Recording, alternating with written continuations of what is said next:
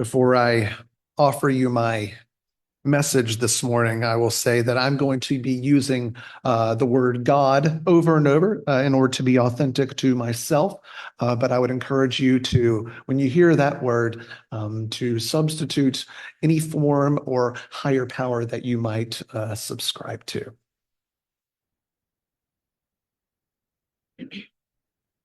I've been thinking about what he said about peace for a very long time.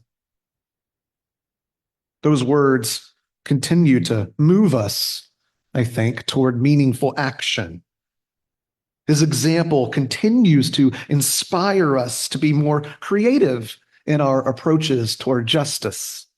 His life and his legacy push us in the direction of justice, peace, and love. Obviously, as you know, I'm talking about Jimi Hendrix.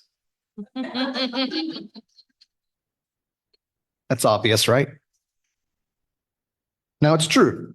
I really have been thinking about what he said about peace for a while. Do you remember his wise words? Because they're worth taking to heart. The rock and roll icon said, "When the power of love overcomes the love of power, the world will know peace." Yes, bears repeating, doesn't it? When the power of love overcomes the love of power, the world will know peace. His words and lyrics are just as powerful, just as sharp as those instantly recognizable guitar riffs. When the power of love overcomes the love of power, the world will know peace. If that's true, and I believe it is, and we've got a long, long way to go, my friends. A long way to go indeed. Yes, we've got a long way to go, but just look at the traveling partners we are blessed with. Blessed to work with, to grieve with, and to rejoice with. I'm so excited to be here with you this morning, CVUU. So grateful to be invited here to share some reflections on these ancient but still wise words, words that are just as profound and just as relevant today. Thankfully, communities like yours have been receptive to the prophetic message like we find in Isaiah. No offense to my own Presbyterian community or most of Orthodox Christianity, but the Unitarians, by and large, have been on the forefront when it comes to ministries of justice and equity. This community and others like it walk the walk. You work to bring a true jubilee to this world. You see, in the days of ancient Israel, long before and long after Isaiah, a jubilee would take place every 50 years or so. The jubilee was a time of radical forgiveness, a time to redistribute wealth and resources for the sake of creating a more equitable world. It was a time where justice was to visibly roll down like waters to the least privileged and the poorest of society. The exalted would be humbled, and the humbled would be exalted. During the Jubilee, grudges would be let go. Slaves and prisoners of war would be set free. Debts would be completely forgotten. The status quo itself would be utterly redefined. It was a brilliant way of keeping our greedy tendencies in check. Now, if the Jubilee doesn't reflect the kind of transformation this world desperately needs, then I don't know what does.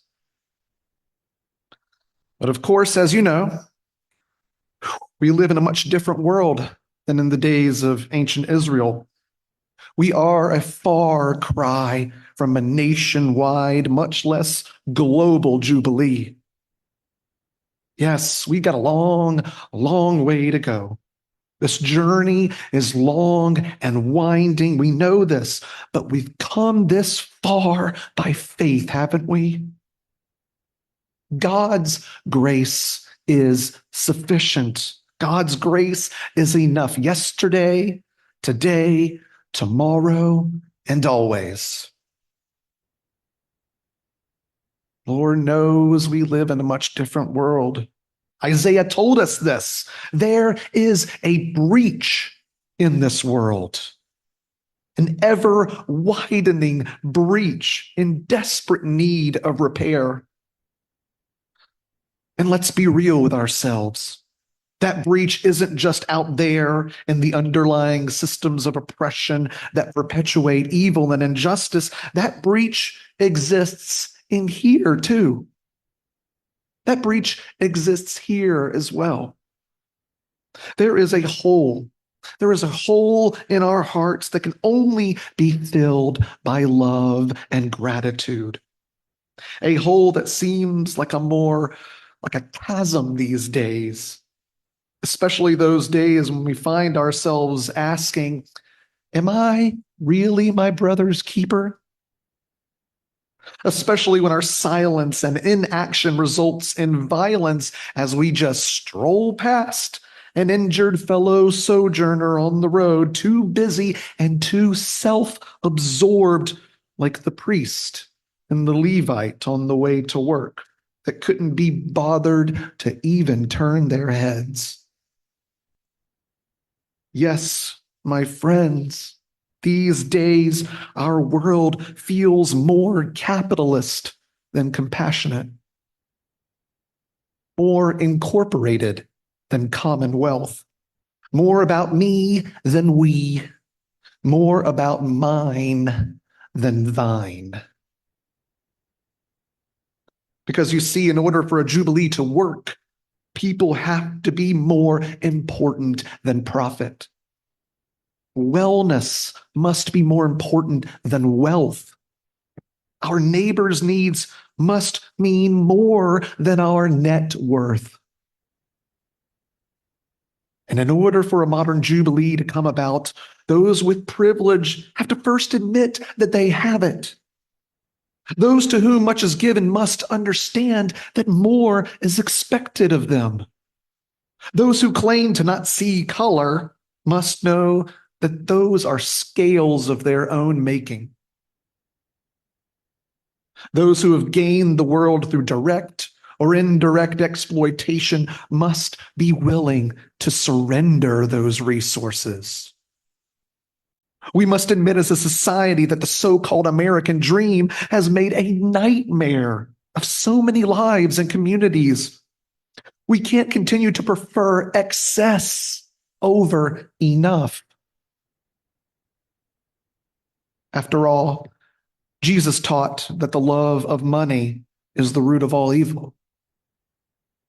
Greed is insidious, and I'd argue that closely related to that, nearly aligned with the root of all evil, is the love of power.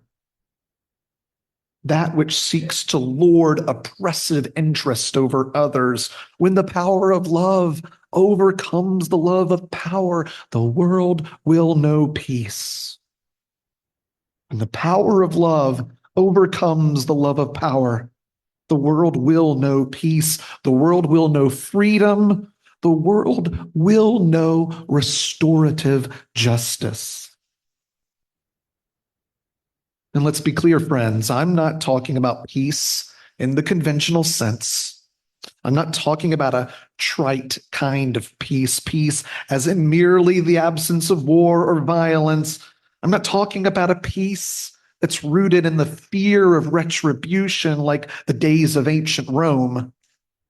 No, I'm talking about the kind of peace that Jesus has in mind, the kind that's different from what the world gives.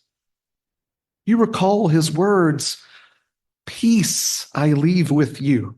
My peace I give to you. I do not give to you as the world gives. Do not let your hearts be troubled, and do not let them be afraid. That's what Jesus said. That's the kind of peace made possible by reflecting divine love. A peace that's not rooted in fear, but springing forth from God's justice. You see, I believe Jesus knew that justice and peace are really two sides of the same coin. They depend on the presence of the other. The peace Jesus had in mind is a peace that surpasses all understanding. It doesn't make sense in many ways. It's not fair because it grows out of grace. It is mired in mercy. But more than anything, God's peace, the kind given to us by the author of love, requires hard work and a steadfast spirit. It's not easy. It takes all of us working together. Each and every one of us is called to the work of peace. Y'all know how difficult that work is. We shouldn't be surprised it's hard either. Jesus never said, do justice and your life will be all butterflies and rainbows. Never said that. His work reminds us that challenging those in power is and can be dangerous. He said, blessed are the peacemakers, because those that make for peace need a whole lot of blessings. Peacemaking ain't easy. You ever tried to beat a sword into a plowshare or a spear into a pruning hook? I certainly haven't, but I imagine it takes a whole lot of work, a whole lot of serious sweat involved, I would imagine. The Jewish Talmud offers wisdom that I do my best to live by, very imperfectly. It says, do not be daunted by the enormity of this world's grief. Do justice now, love mercy now, walk humbly now. You're not obligated to complete the work, but neither are you free to abandon it. God doesn't expect us to complete the beloved community alone or even in this life, but we are expected to work on it together, building it up brick by peaceful brick. And make no mistake, we are equipped to do this. We're equipped to transform communities with God's help. We're equipped to help this world overcome the love of power. We are. We need only fill that breach with justice and peace. We need only fill the holes in our hearts with God's unrelenting love. The great prophet of our time, Dr. King, said, everybody can be great because anybody can serve.